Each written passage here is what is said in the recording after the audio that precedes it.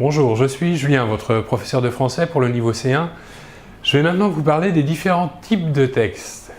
Il existe différents types de textes, c'est-à-dire différentes fonctions pour un texte. Nous aurons 5 types de textes qui ont tous un but ou une intention ou encore une fonction distincte.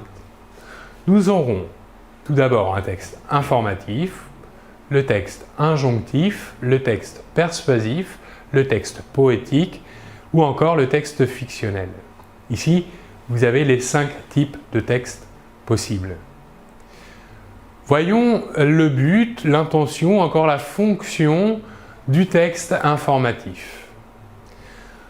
L'intention du texte informatif est d'accroître les connaissances. Un exemple, des exemples de textes informatifs, des manuels scolaires ou encore des encyclopédies, des articles de presse, des comptes rendus d'expérience ou encore des articles scientifiques. Voilà des textes informatifs. Passons maintenant au deuxième type de texte, le texte dit injonctif, dont l'intention est de pousser à agir. Des exemples de textes injonctifs, par exemple une recette, une notice de montage, des consignes, des règlements ou encore des règles de jeu.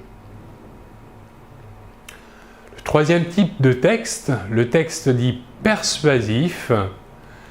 Ici, le texte persuasif a une fonction ou pour intention de modifier les opinions. Par exemple, la publicité, ou encore une critique de film, de livre ou encore d'œuvres d'art, un éditorial, un plaidoyer, une dissertation ou encore un essai. Passons au quatrième type de texte, le texte dit poétique.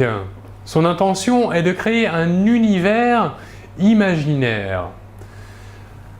Ici, le texte poétique est très important dans l'utilisation du langage, des images ou encore des sonorités.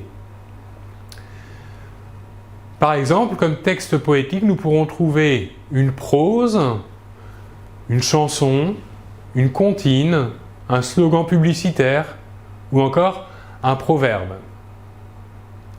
Enfin, dernier type de texte, le texte dit fonctionnel, dont l'intention est de créer un univers imaginaire.